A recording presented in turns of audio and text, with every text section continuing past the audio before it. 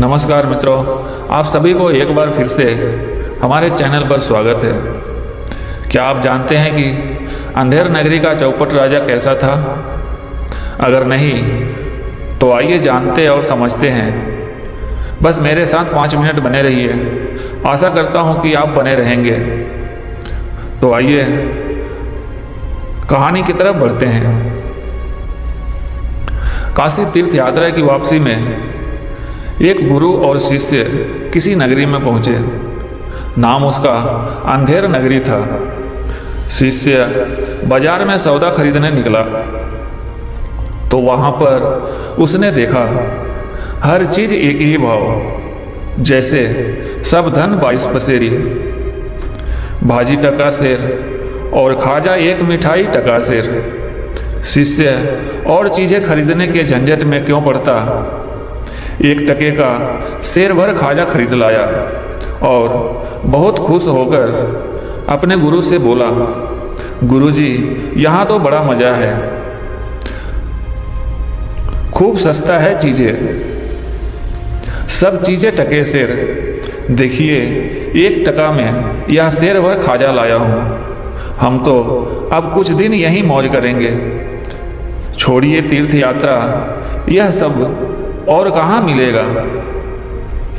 गुरुजी समझदार थे, बोले, बच्चा, इसका नाम ही अंधेर नगरी है, यहाँ रहना अच्छा नहीं, जल्दी भाग निकलना चाहिए यहाँ से। वैसे भी साधु का एक ठिकाने पर जमना अच्छा नहीं। कहा है, साधु रमता भला, पानी बहता भला। पर शिष्य को गुरु की बात नहीं भाई। शिष्य बोला, अपने राम तो यहाँ कुछ दिन जरूर रहेंगे।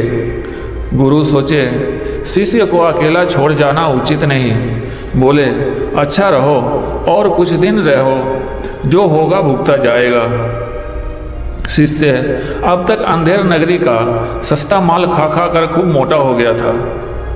उन्हीं दिनों एक खूनी को फांसी की सजा हुई थी, पर वह अपराधी बहुत दुबला पतला था। फांसी का फंदा उसके गले में ढीला था। इस समस्या से निजात पाने के लिए राजा ने कहा कि जिसकी गर्दन मोटी हो उसी को फांसी लगा दो। आखिर अंधेर नगरी जो ठहरा। राजा ने सिपाहियों को हुक्म दिया कि जो मोटा आदमी सामने मिल जाए उसी को फांसी लगा दो।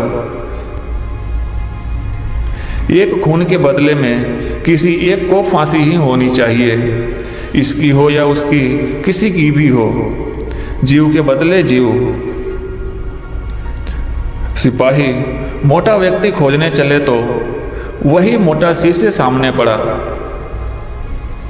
वह हलवाई के यहाँ खाजा खरीद रहा था।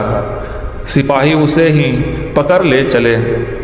गुरु को खबर मिली, वह दौड़े दौड़े आए, सब बातें लोगों से मालूम की। एक बार तो उनके मन में आया कि इसे अपनी बेवकूफ़ी का फल भोगने दें, पर गुरु का हृदय बड़ा दयालु था। सोचे जिंदा रहा तो आगे समझ जाएगा। फिर गुरुजी ने सिपाहियों के पास जाकर बोले, इस वक्त तो फांसी चढ़ने का हक मेरा है, इसका नहीं, क्योंकि इस वक्त कुछ घंटों के मुहूर्त में फांसी चढ़कर मरने वाला सीधा स्वर्ग जाएगा। शास्त्र में गुरु से पहले शिष्य को स्वर्ग जाने का अधिकार नहीं है। शिष्य गुरु का चाल समझ चिल्ला उठा, नहीं गुरुजी, मैं ही जाऊंगा। सिपाहियों ने मुझे पकड़ा है, अगर आपको पकड़ा होता तो आप जाते। इसी एक बात पर दोनों झगड़ना शुरू कर दिए। सिपाही हैरान थे, भीड़ इकट्ठी हो गई। फांसी चढ़ने के लिए झगड़ना वहां के लोगों के लिए एकदम नई बात थी। जल्दी ही यह बात राजा के कानों तक पहुंची। राजा ने कहा, यदि ऐसा मुहूर्त है तो सबसे पहले अधिकार तो राजा का ही होता है और उसके बाद क्रम उच्च अधिकारियों का। गुरु और शिष्य बहुत चिल्लाए कि साधु के रहते स्वर्ग में जाने का अधिकार किसी दूसरे को कदापि नहीं है। पर किसी ने एक न सुनी।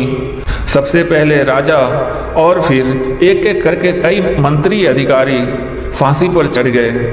गुरु ने सोचा कि अब ज़्यादा मनुष्य की हत्या नहीं होनी चाहिए, तो अफसोस करते हुए बोले, अब तो स्वर्ग जाने का मुहूर्त समाप्त हो गया। इसके बाद फिर कोई फांसी न चढ़ा।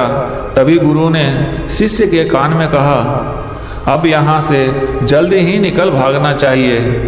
देख लिया ना तुमने, अंधेरे नगरी में कैसे कैसे बेवकूफ़ बसते हैं। मित्रों, इस कहानी से मिलती जुलती घटनाएं वर्तमान में भी कहीं कहीं हमें देखने और सुनने को मिल जाती है। जैसे कि गुनाह करे कोई और, सजा भोगे कोई और।